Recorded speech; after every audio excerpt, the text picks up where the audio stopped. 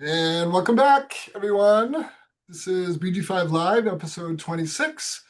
We are moved away from the skills.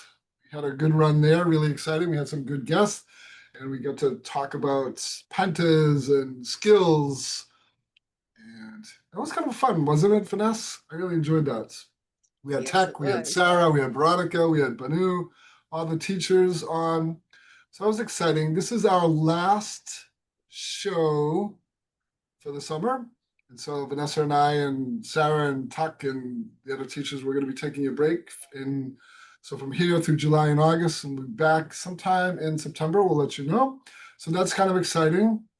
Vanessa, how are you? Nice to see you again. I am good. Just want to welcome everybody to BG5 Live, the show for BG5 and human design professionals, students, and enthusiasts who want a deeper understanding on how to apply human design to business so that they can thrive in their careers and support their clients in doing the same. And so excited to talk about embodying your design today and having Tuck and Sarah here as guests, our regular special guests. To talk about this really important subject because there's a lot more than just information to human design. It only works when you actually embody it. So that's what we're talking about today. Very exciting, very exciting. So, Tuck, welcome back. Always good to have you back. You so much. I love to, I get this little, I don't know if it's a person or a entity that lives in my head, and it makes me sing at the most inappropriate moments. And so I was going to sing School's Out for Summer and then see you in September, but I So, won't spare you. Okay. if you remember Tuck, we've had Tuck on previous shows. There's a theme that we look for. We call them Tuckisms. So Tuck just kind of drops these little truth bombs or these ways of looking at things. So we'll be on the lookout for a Tuckism anytime soon. We also have Sarah. Good to have you back. Nice to see you. Hi, everyone. Good to be here. Thanks for having me. And this is Yeah. a really fun topic, so I was really excited when I heard about it. And we have a guest here, Grace Gravestock. She's been with us on other shows. So she's got her own practice and very deep into human design. Grace, welcome. So embodying your design. This is a topic, that Vanessa was talking about that feels really, it's both simple and deep. So human design, as Vanessa was saying, that it's just so much information. And the way to really live your design, as we use that phrase, is to really begin to notice it playing out. So this is a little module that I created for myself 2 years ago, and it brings into awareness how to do this thing called embodying. And so we'll be also looking at some charts and practicing with it. So let me take you through this. So, in my way of observing life, experiencing life, really trying to immerse myself in my design, I just discovered there's different ways of seeing. So, two modes of perception. So, we can look at it from a dual perspective, which one is doing and one is observing. So, here's a little thought experiment. Imagine yourself as an actor on a stage, you surrounded by people. They're living your life just like you. And so as the actor, you're fully immersed in your role. So you're living your life, you're just going about your business. And in that way, you can consider yourself the doer. You're just experiencing things, you're seeing everyone around you. Now, imagine a part of your attention splits off and begins watching yourself from the audience as if you were an interested observer. So this is a thought experiment, and you can try this. From this place, you simply notice the experiences you're having as the witness and not the actor. So this is very Buddhist, or a lot of spiritual traditions have this kind of framework of observing your life as opposed to just being a part of it. So while this may sound complex, it's really simply a choice. You can do this by asking yourself, what am I thinking right now? And what am I feeling in my body? So in the active modes, we're living our life totally identified with our experience. So when we experience our thoughts and feelings, they feel as if they are us. So if you're mad, you're sad, you're scared, that's your full experience. Now, the challenge from this active mode is you can begin to craft a story in your mind about this experience and then therefore who you are. So if I'm feeling sad, if I'm feeling mad, if I'm feeling upset or anxious, then the feeling then becomes something else, which is your mind starts to create a story. And that story says there's something wrong with me. From the observer mode, it's a little bit different. So as the observer, you step back from your inner experience and simply watch what you're thinking and feeling. So it's that stepping back and looking that brings us into this particular mode, the observer mode. This is the ability to observe your thoughts and emotional sensations in your body without identifying with them. You can notice that you're feeling sad. You can notice that you're feeling scared. You can notice that you're feeling mad, and that's okay. So there's a different place in your mind where you have the ability to watch your inner experience with compassion and acceptance. You're not trying to change it. So this is the idea that I feel sad, and that's okay. So we're going to start applying this in a few ways, and we're going to talk to Tak and Vanessa and Sarah, like what's their experience. But we can use this kind of model to do it. So we're going to start off with personal interaction style. So in our success codes, this is the second one, which is our personal interaction style. We're just going to be focusing on builders today, just because that's who we all are. So this is essentially how do you best interact with others. So Vanessa, I'm going to turn this over to you here because you're familiar with this.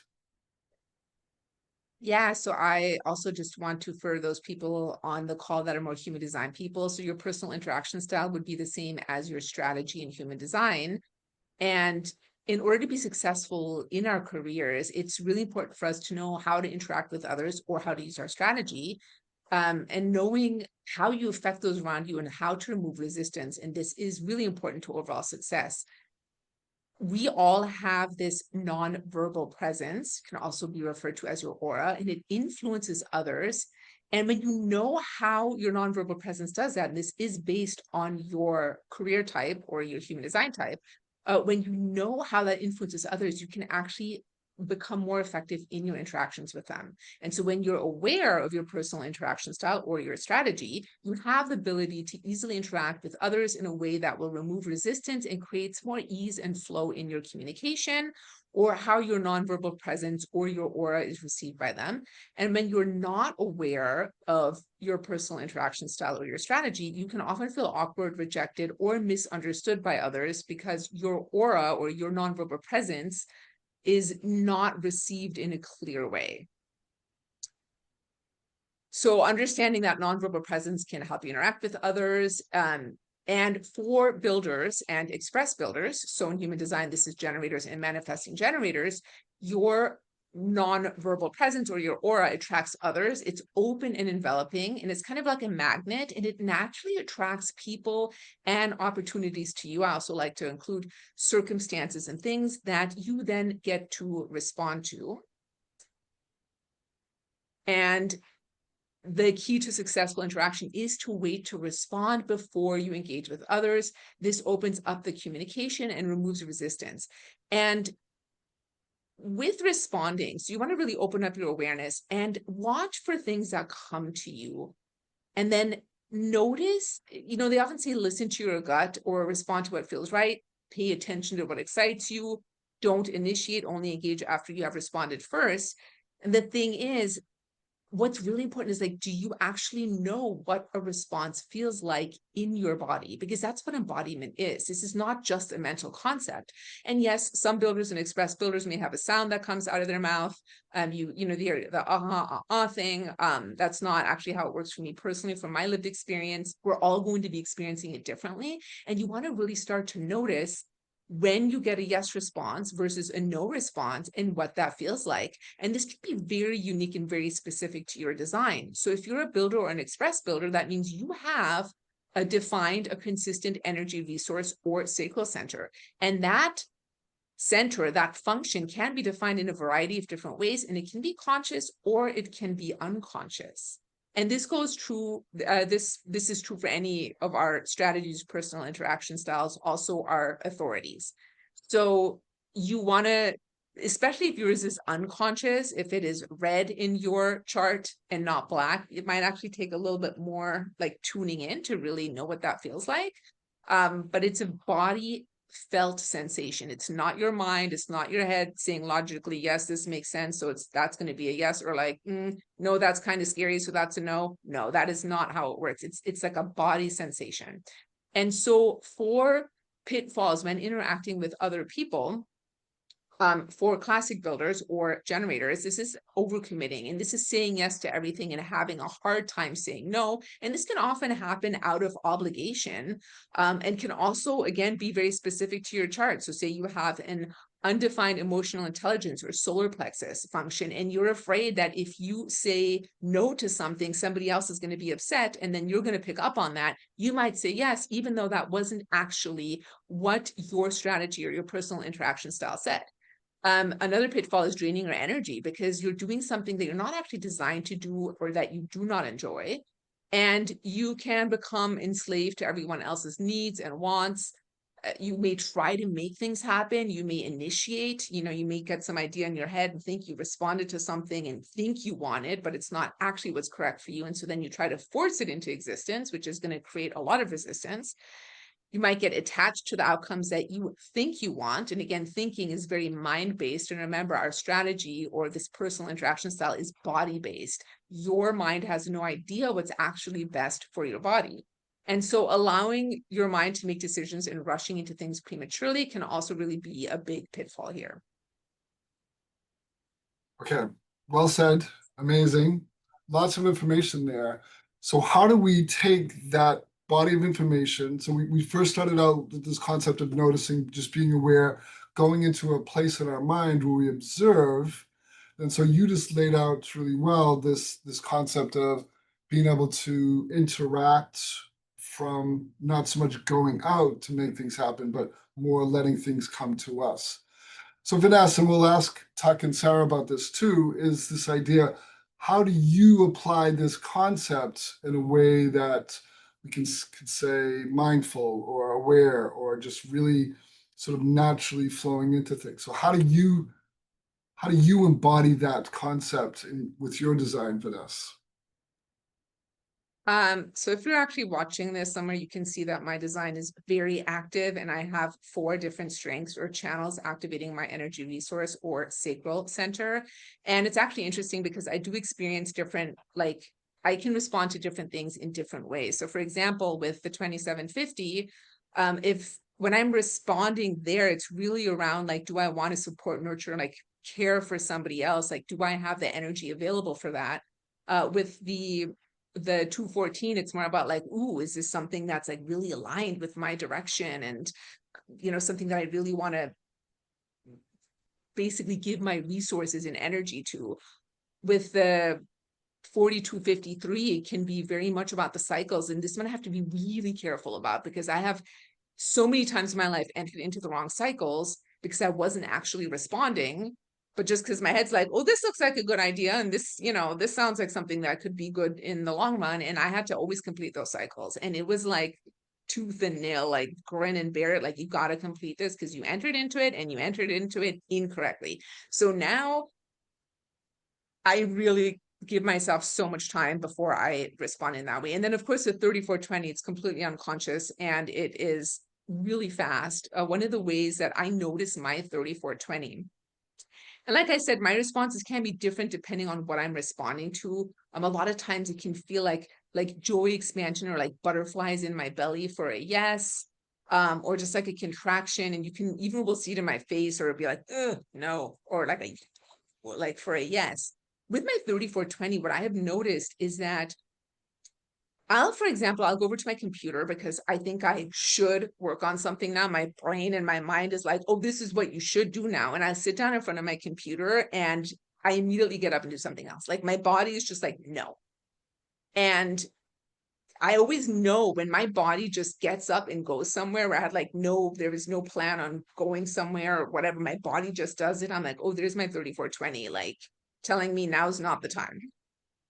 So those are just some of the ways that I experience that response in my body. Mm.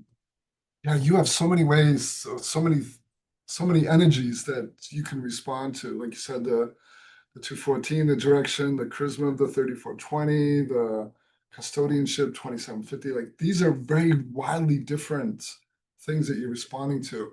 Complex.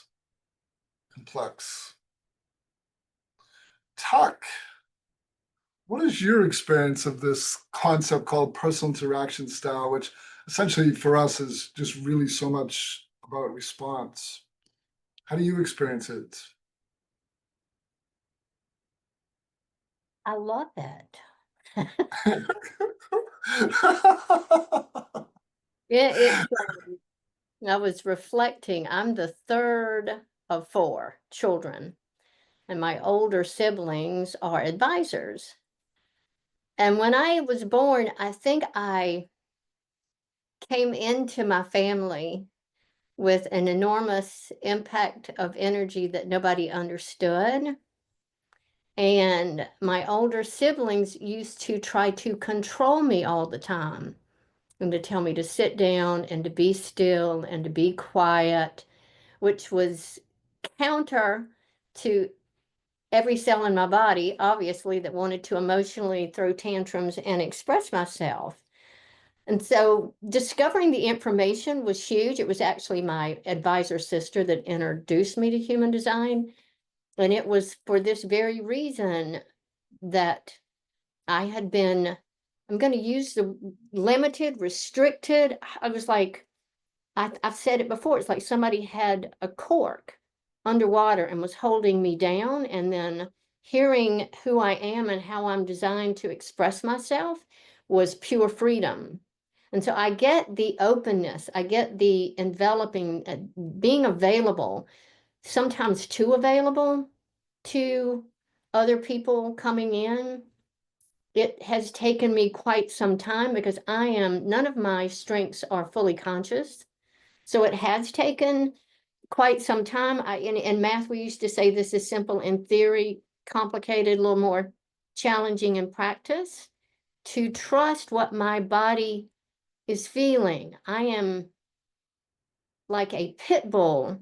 Excuse my language when I can go into mental masturbation. If I feel something, it's taken me forever to trust myself and to trust what my body is picking up. But when you were talking about it, Vanessa, what I have learned is when I'm not designed to move forward, it's like somebody wringing a dish rag in my gut, and or there's a tsunami of emotion that just is like I'm trying to hold it in. And so I know what it feels like to feel compelled. In that movie Chariots of Fire, when that guy said, when I run, I feel God's pleasure. That's what it feels like to me when I say yes to something that feels good, that I'm designed to move towards. And the satisfaction feels like a hum, like I am just friggin', and I hum a lot. So I'm humming along versus, again, I will go into my head, doubting, dooming, glooming, questioning. There's no safety, there's no trust, there's no respect for me, there's no listening for me. So this, along with the listening work, we talk about, and I loved what you said earlier, Mike, with the observer and the doer. I look at it as ego and being. Ego is the one that's designed to do it, but do it from being versus, being off. And so to me, it's, am I present to the moment or am I often running off on my emotional wave, analyzing everything? So that's my initial response. And you said, how do I embody it naturally? I don't know how natural it is. Like I said, it's challenging in practice, simple in theory. So I'll be quiet. Turn it over to Sarah. I actually want to point Yeah. something out really quickly for those of you that are watching, you'll be able to see this, but I'll also try to describe it to people that are listening. So both Tuck and I are wait for clarity express builders or emotional manifesting generators. And Tuck mentioned that for her, this emotional thing can come up like in the moment. And Tuck has what is called solo assimilation or single definition. So in a way, her emotional intelligence function, or emotional solar plexus, does actually connect and go through to her energy resource or sacral center. Mine does not. So mine is split off, also unconscious. And so that emotional part for me, like actually knowing how I feel about something or the feelings that go along with it, like that never happens in the moment for me. Like that is always like later. So I just wanted to point that out.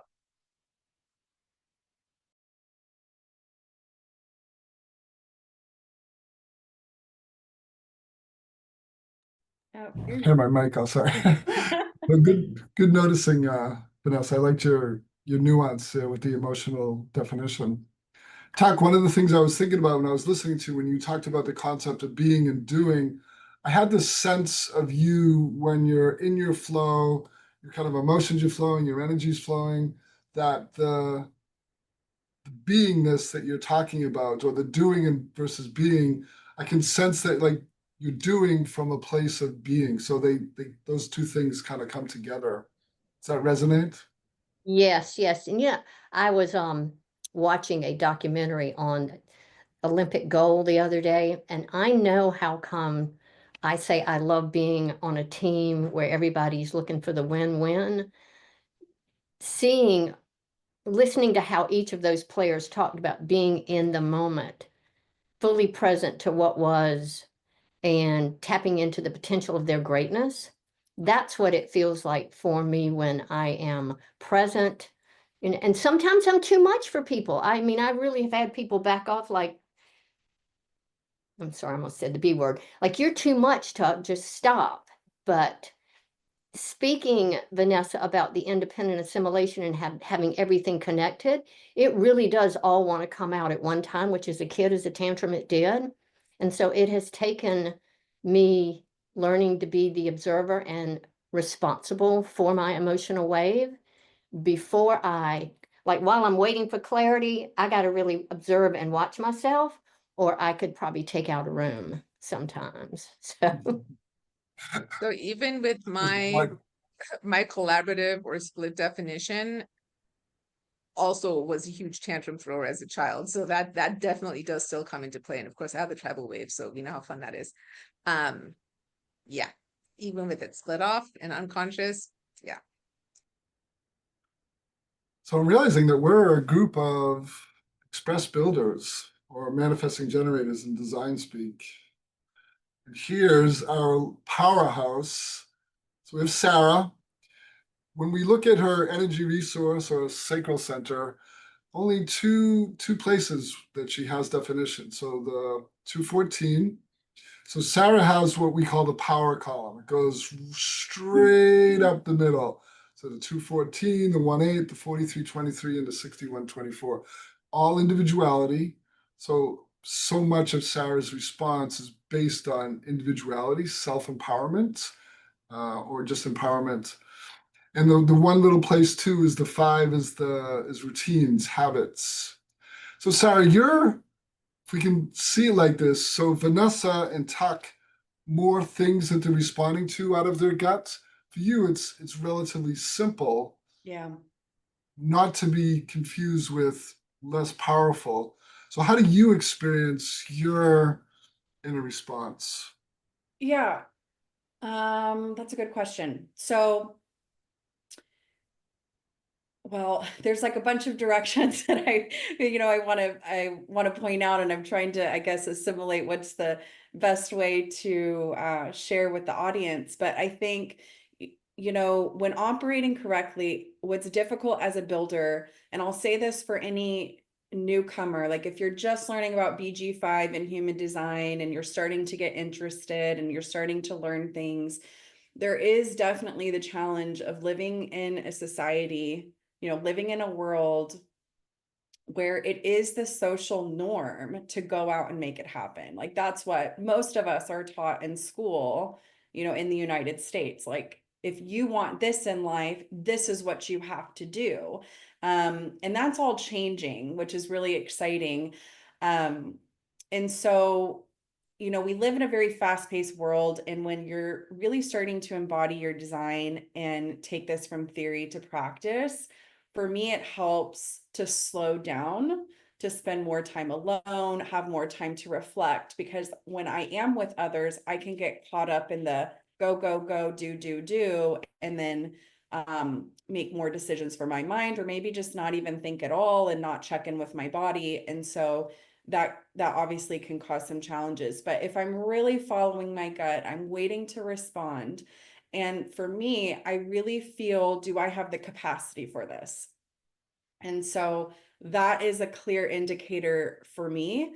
Some things that can throw me off track are my shadows. So if I start to think, you know, am I trying to prove myself? Like if that, you know, I try to ask myself that question. If I'm feeling very emotional because I'm very empathetic, you know, that's also, it's almost like I feel like I need to wait for clarity because I'm starting to feel what others might feel. And then that's when I can't make a decision. So for me, you would think that it would just be quick, you know, you have a response, but when my shadows start getting triggered, then I just have to take a step back and not make a decision. Then that causes pressure for me, right? Because I have that open route and I am an express builder and I'm like, I want to make it happen. I want to go, like, let's get this done. And so waiting is really, really difficult for me, but that has had to be a part of my process and learning and practicing embodying my design. And something that's interesting, and you know, Mike, Tuck, Vanessa, Grace, you'll have to tell me if you've ever heard anyone experience this, but when I get a response in my gut, I literally feel it travel up my body and out my throat. Like I feel like a sensation, a flutter, a movement of energy. It's very interesting, but that is a very clear indicator to me. Like that's a very clear gut response. And so I try to tune into that feeling and that sensation that I have in my body as, you know, a yes or a no response. I can, it feels a little bit different either way. So that's just my personal experience with it. That's great. And you also said something I found really interesting, Sarah, is you ask yourself questions. There was one particular question that I liked because it changes the dynamic a little bit. So you ask the question, do I have the capacity for this? That's a very specific question. Mm-hmm. And then obviously it pertains to work, but that question could also pertain to a lot of things. So that one question could change your response to something very specific. So it's an interesting dynamic that you're talking about there. And sometimes I get no response, right? Sometimes I get a no, and I don't know why I'm getting a no. And I have to learn, I've learned to respect it, right? It's like I don't have to make sense of why this is a no. It's just a no. It doesn't feel right. Move on. And then you see things start to unfold. And then you look back, you know, weeks or months or years later and you go, aha, you know, and you have that moment. And for me, it's like, I want to make sense of things. I want the answer. I have all this confusion. I have all this doubt. I, you know, want to make sense. I want to find the answer, and being comfortable and just watching your life unfold. Challenging, but very gratifying in the end. Nice. Cool. So Vanessa and I were talking before the session. We thought we would juxtapose it, and Sarah, you kind of provided a nice segue. Is we just looked at one specific thing which we call personal interaction style, In human design, we call it strategy and authority. But we also wanted to juxtapose it with this concept of shadow analysis. So But applying it Mike, from what? Me? you also have a gut response, and you haven't shared with us about yours. All right. Thank you for looting me into it. I was worried about the time, but let's do it. So my responses are maybe somewhat similar to both of us. I mean, both of you. So I put Vanessa and Tuck in one category with all of these, and then Sarah with fewer. So I think I'm a little bit in between. I've noticed some interesting things in my time. My one strength out of the energy resource is 3420, like Vanessa, it's unconscious. A lot of times I'll just watch my body move into action or not. Vanessa told this story of like, oh, I want to sit down and work. She sits down and realizes, I don't want to work. That happens to me all the time, where I think I want to do something, and then my body just doesn't do it. So that's an interesting phenomenon. There's other things too, and Sarah was talking about the voice. I find myself when I'm listening to people or like even coaching, this more sounds like Sometimes I'm conveying so much, not with words, but just the sounds like and that activates something physically for me. One more thing, story. I like to take a lot of walks in the woods. So I live in New England, which is kind of the northeast part of the United States. We have a lot of forest around where I live. So I like walking down these trails, and oftentimes you'll come to a fork in the trail. And I noticed myself doing this where I'll look down one path and I check into my body, and I look down another path and I check in with my body. And my body, 9 times out of 10, has a really clear response, either left or right, one way or another. And then I just allow my body to go that way. 9 times out of 10, it's like the perfect path, and it just sort of leads me in a direction that's sometimes really adventurous. So building on what the other people have talked about, this idea of response is so individual and so really powerful. So thanks, Vanessa. I wanted to keep that brief, but add a little bit. We're also going to look at shadow patterns.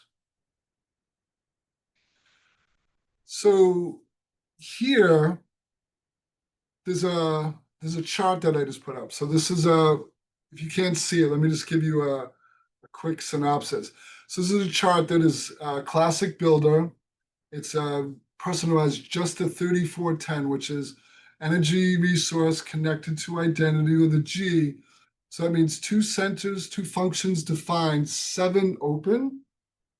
So there are so many potential shadow patterns. Coming back to this concept of noticing, you just get to ask yourself this really simple question about these shadow patterns. So you kind of phrase it, am I, and if we're just looking at our inspiration and conceptualization, am I losing focus right now? Am I overcomplicating things? Am I second guessing myself? Really simple keynotes, but the question of am I triggers the noticing pattern, and you can easily determine, am I in this particular shadow pattern? So with my open communication, in this situation, am I doing all the talking? Am I doing this particular action to get attention?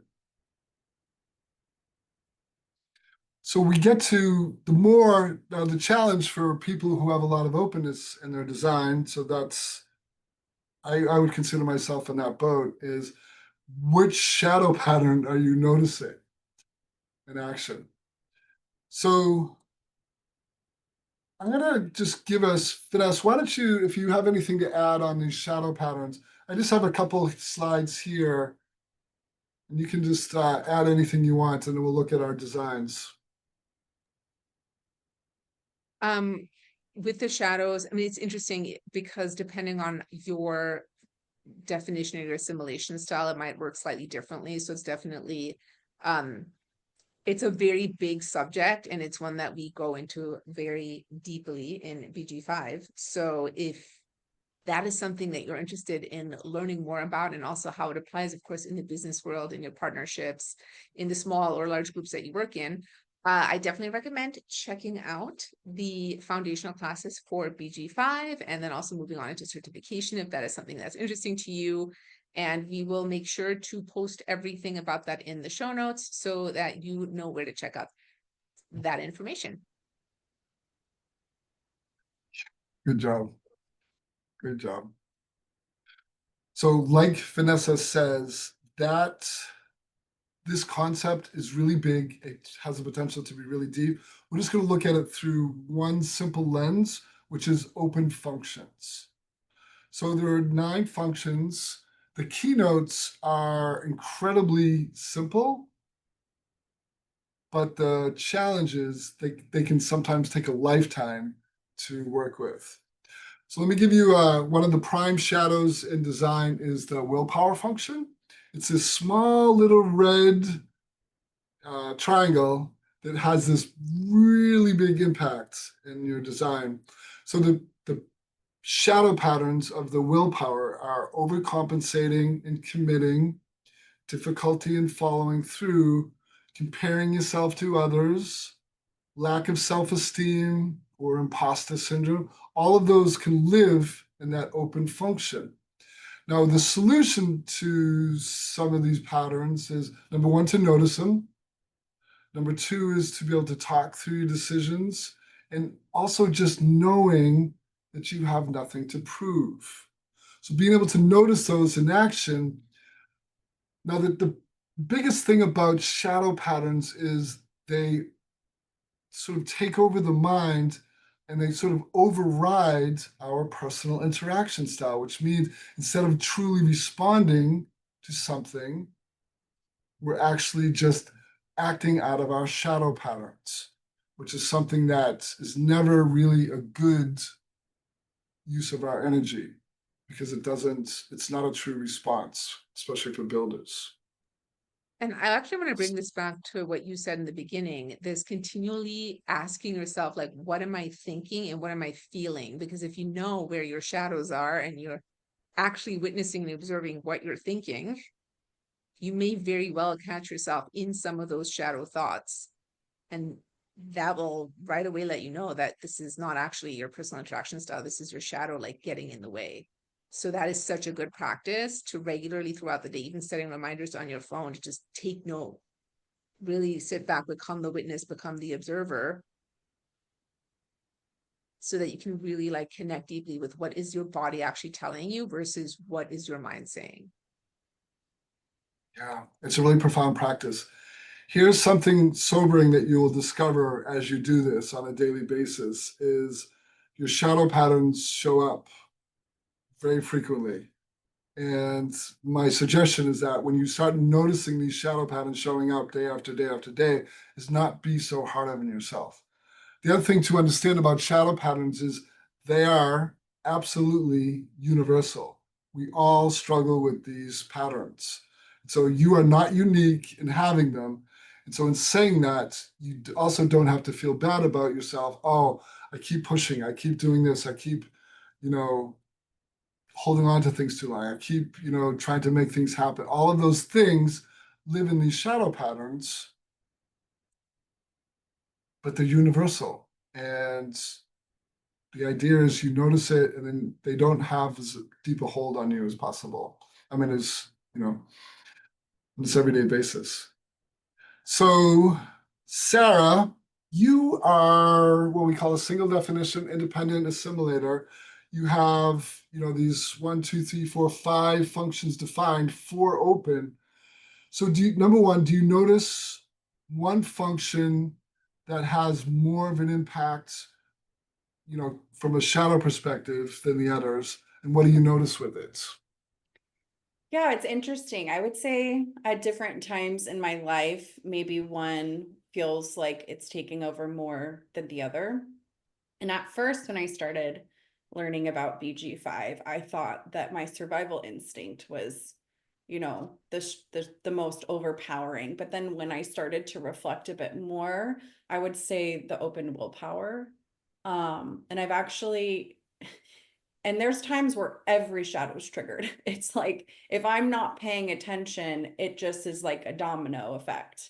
And then that is very difficult to unpack and recover from. But I started to have a way to check in with each of those functions and how I'm feeling. And I have, you know, a phrase that I'll use. And, you know, like for willpower, I use what was on the slide: relax, you have nothing to prove. Relax, you have nothing to prove. And just telling myself that can help me settle down quite a bit.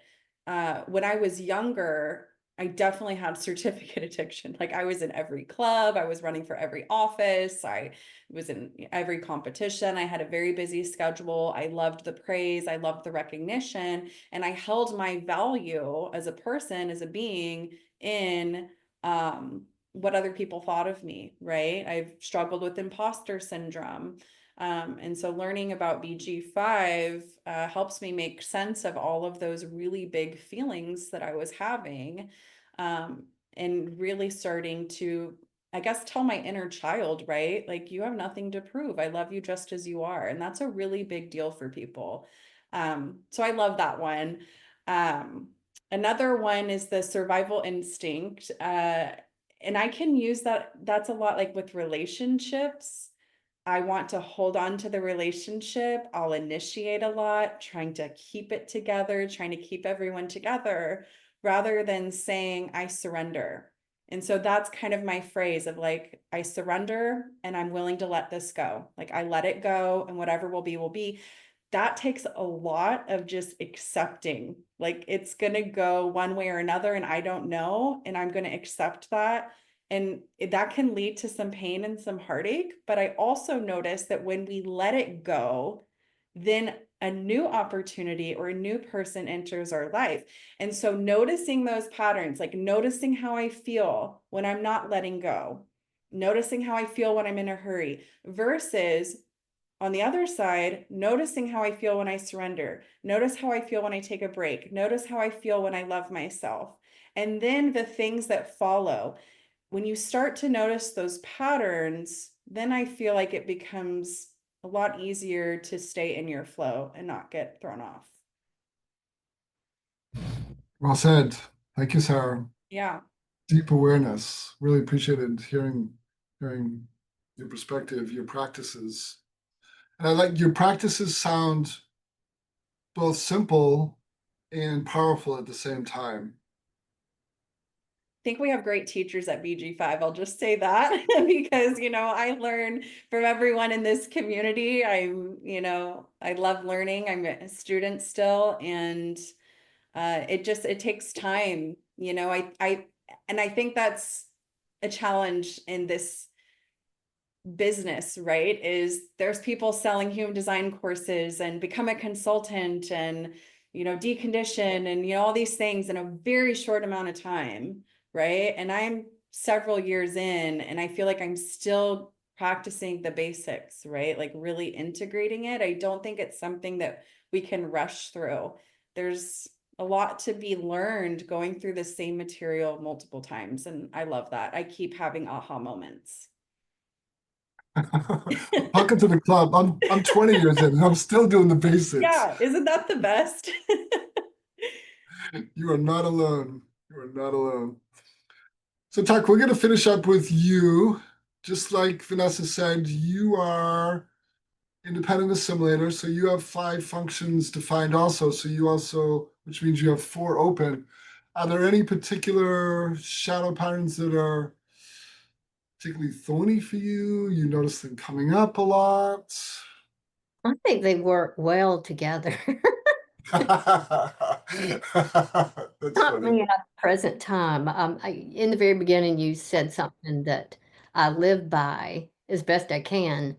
When I am in a narrative and or a storyline, I'm not present. And so that would be the easiest and the simplest way to bring myself back to the present moment.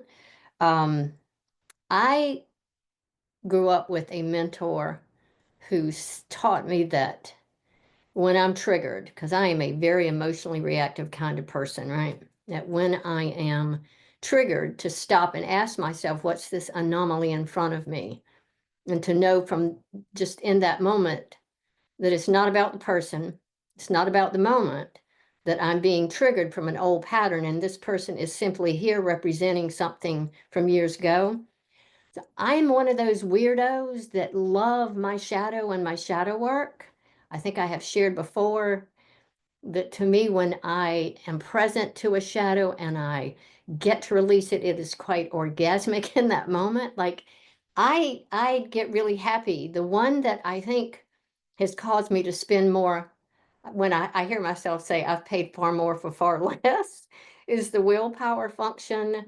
Back in the day, in 2010-ish, when all of these courses were being offered from marketing and the VIP days and all that kind of stuff, and you have to sign up within the next 8 days or you're going to lose the discount. And I would fall for that every single solitary time until I came to understand my willpower function, and that, I mean, you should have seen me at the Tony Robbins event. I was taking that energy in and amplifying it. And, Larry and I walked out of there and I was ready just to tackle the world. And I looked at him and he looked at me and I said, I don't want to do anything I said I would do in there. And so I've learned how easily I can ride other people's willpower emotions, um, willpower energy. And then I think when I first started talking, when I go into mental analysis, if my body tells me something and I don't trust it, that's when I go into the uncertainty. That's when I lose focus. That's when I go down the rabbit hole.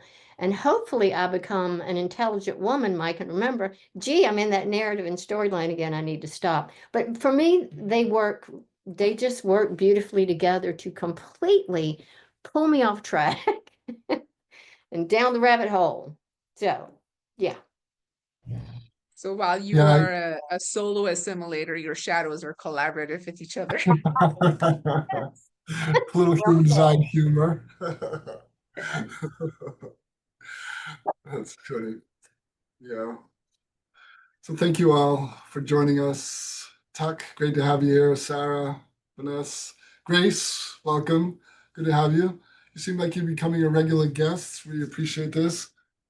So Vanessa and I are going to take a well-deserved break. So from here into July and August, we'll be pausing our BG5 Live. So we were back in September, ready to go. Thank you for joining this ride through 2025, winter and spring, and into summer. And we look forward to seeing you in the fall. Vanessa, anything, last things you want to say before we sign off? Well, thank you everybody for watching and participating, and all our guests for being here. And we look forward to seeing you in the fall. Thanks, everyone. Bye for now.